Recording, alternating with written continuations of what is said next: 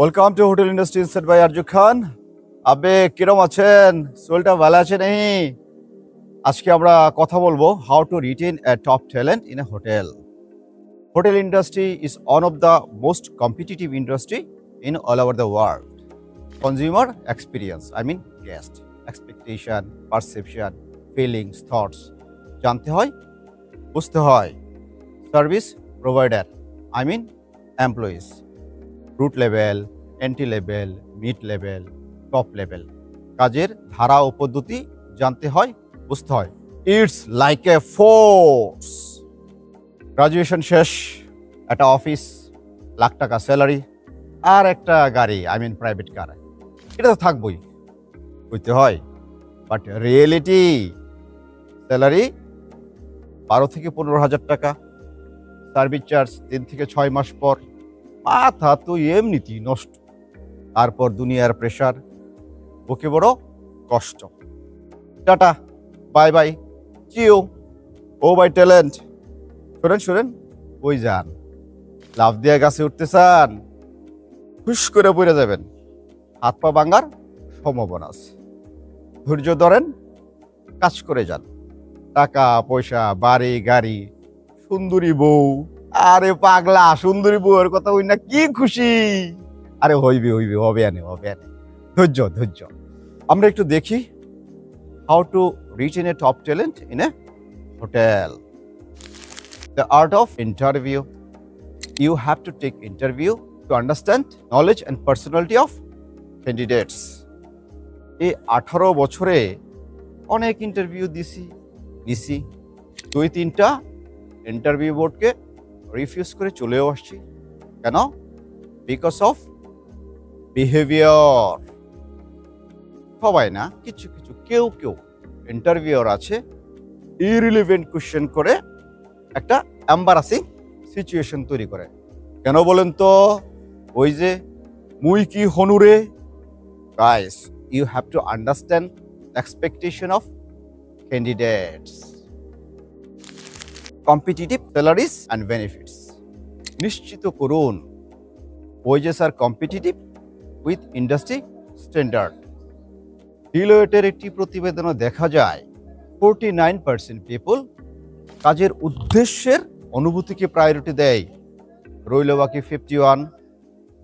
They are considering competitive salaries, incentives, bonus, gratuity, provident fund. Career roadmap. Career গ্রোথের একটা crystal clear roadmap দেন। যেখানে কোনো career development নাই, growth নাই, সেখানে কি আপনি কাজ করবেন?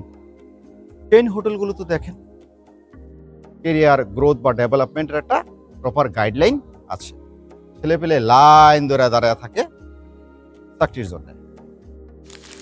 ওয়ার্ক লাইফ ব্যালেন্স নিশ্চিত করুন employees are getting reasonable working hours. Bangali mentality, 12-14 ঘন্টা কাজ না করলে কি আর কাজ হয়? এক হোটেলের ম্যানেজার ঊর্ধ্বতম কর্মকর্তার কাছে গেছে ছুটির জন্য। তো ওই মহাশয় বলতেছে, তুমি তো ঢাকায় থাকো, তোমার আবার ছুটি কি?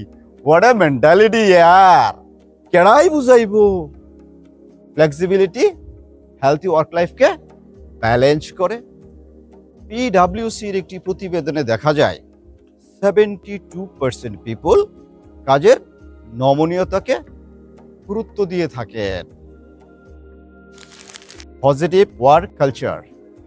Cultivate a culture of positive environment.